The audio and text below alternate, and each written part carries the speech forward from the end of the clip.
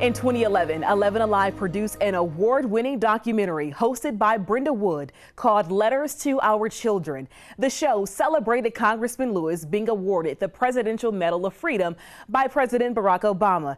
Instead of reporters asking the questions, the honor went to their children. As you are about to see, Lewis's responses showed both his compassion, but also his hope in a future generation.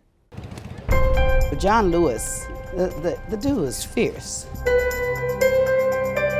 Fierce, courageous, and determined. I saw this wonderful, innocent, saintly young man who was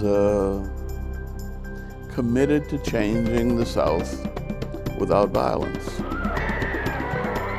They were in a war, and they were the frontline soldiers in that war. They were going in the battle to overcome evil with love,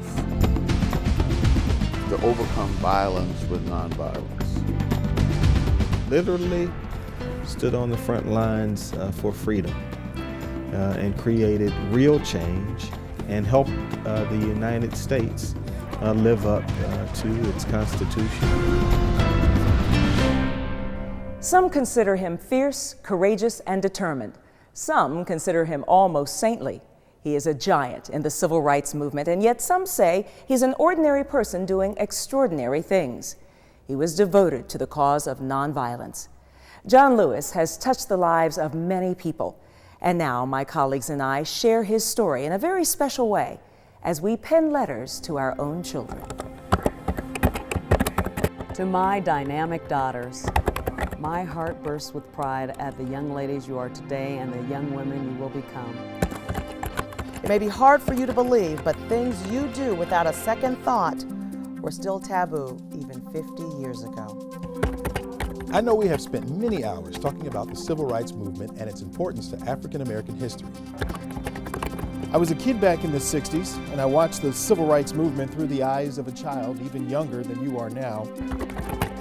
The longevity of the freedoms afforded us are in direct proportion to our willingness not to give up, not to give out, and not to give in. That's the mantra by which Congressman John Lewis has lived. One of the true trailblazers was instrumental in organizing student sit-ins with the Student Nonviolent Coordinating Committee, also known as SNCC. He also organized bus boycotts and several nonviolent protests with Dr. King.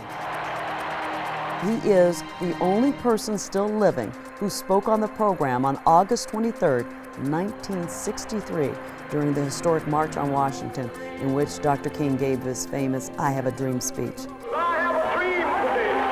He also led over 600 marchers across the Edmund Pettus Bridge in Selma, Alabama, which became known as Bloody Sunday because while praying, they were attacked and beaten. The freedoms our ancestors fought and died for cannot be wasted.